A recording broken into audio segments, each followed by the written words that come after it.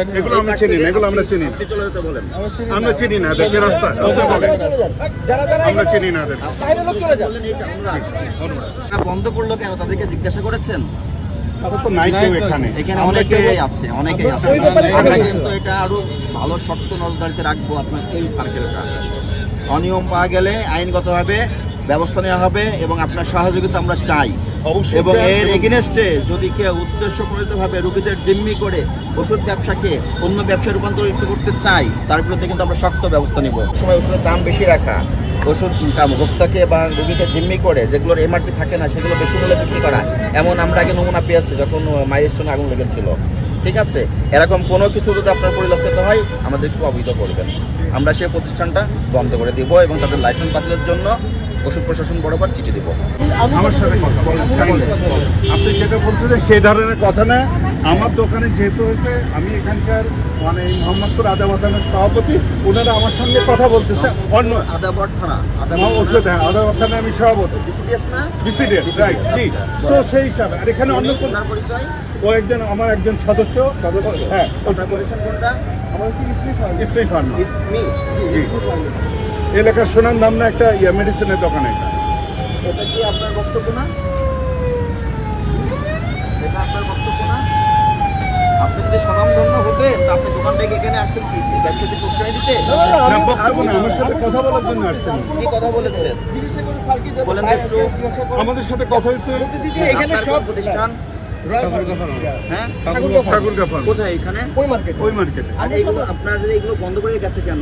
পাশে 3-4টা হাসপাতাল আছে। আমরা যখন কোনো অ্যানোমালিস পাই তাদেরকে সতর্ক করি, কখনো হাইয়েস্ট পেনাল্টি দিই না। তারপর এরা যে এই যে মানবিত এসে কাজ বাদ দিয়ে দোকানগুলো বন্ধ করে চলে গেল, যারা রুগীরা ওষুধ কিনতে আসলে ওষুধ তো পাচ্ছে না, তাদের ক্ষতি হচ্ছে না। আমরা কিন্তু আপনাদের খোঁজ করেছি যে এলাকায় যে কমিটি আছে, কমিটির নেতাকর্মী কেউ আছে কিনা, আমরা কিন্তু খোঁজ করেছি, পাই নাই। আমরা যাওয়ার পরে উনি আসছে। আমি প্রথম থেকেই ছিলাম, আমি ভিতরেও ছিলাম, প্রথম থেকে ছিলাম। আমি ওই ধরনের কথা বলিনি, আমি বলতেছি যে এখানে সব বন্ধ করে রাখছে। আচ্ছা, জিজ্ঞাসা করেন সবাইকে এখানে আসলে দাঁড়িয়ে ওদিকে চলে। আপনি এমন কোনো শব্দ বলেছেন যে আজকে আমার এখানে আসছে, কালকে আপনার এখানে আসবে, এমন শব্দ বলেছেন? আমি বলছি যে এখানে যে দোকানগুলো এমন বললেও আমরা আসবো, না বললেও আসবো, আমরা না আসবো অন্য ডিপার্টমেন্টের পাশে অনেক টিম আছে, আসবেই সচেতন করার জন্য আসবেই। কিন্তু আপনি যদি প্যানিক তৈরি করার উদ্দেশ্য তৈরি করেন, আমি দায়িত্ব নিয়ে বলতেছি সে ধরনের কোনো কথা হয় না। এখানে আমরা জাস্ট সিম্পল ব্যবসায়িক আলোচনা করতে বলেন। আপনার এদেরকে দোকানগুলো খুলতে বলেন, ফোন করে দোকানগুলো খুলতে বলেন, ওনার নাম লিখেন। আপনি একটু অফিসে আসবেন, যেহেতু এলাকার ফার্মেসিগুলো আপনার দায়িত্ব আছে না। আপনি আলামিন তোমার নাম ঠিকানা ফোন নম্বর সব লেখেন। আপনি কালকে একটু অফিসে আসবেন, আমাদের কন্ট্রোলিং অথরিটি আছে, সেটি কথা বলবেন আপনার সঙ্গে। ঠিক আছে? কেন কেন এইদিকে ফার্মেসিগুলো অভিযান দিলে বন্ধ হয়ে যায়, এই বিষয়ে লিখিত ব্যাখ্যা দিতে পারে আপনার কাছে। আপনি কালকে আসবেন। আপনার প্রতিষ্ঠান কোনটা? ইসমি ফার্মেসি। ইসমি ফার্মেসি আমারটা খোলা আছে। আমি হচ্ছে আপনি এখানে কেন এসেছেন? আমি আসছি যে আমাদের উনি আসছে, আমি আসছি, আরো আমরা সবাই এখানে আসছি, বাট আমাদের গুলো খোলা আছে, কিচ্ছু করি না, জাস্ট দাঁড়াই কথা বলছি। ম্যাডাম ছিল, ম্যাডামের সামনে ভিতরে যখন জরিমানা করতেছিল তখন কল্যাণে কাজ করেন, ভিতরটা পরিবর্তন করেন। আমি স্যার ওই ধরনের কোনো কথাই বলিনি, জাস্ট এখানে দোকানগুলো বন্ধ বললাম যে দোকানগুলো এখানে প্যানিক মাফ সিস্টেম কোনো কথা হয় না। আমি তো আছি, আমার সাথে কথা বলছে।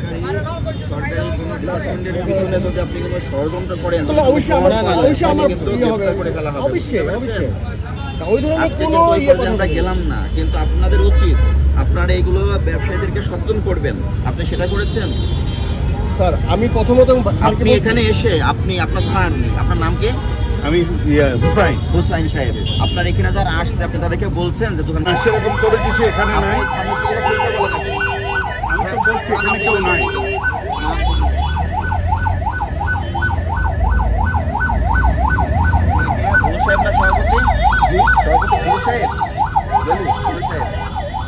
না না, বেলু আমাদের একজন ডিরেক্টর, সিম্পল ডিরেক্টর।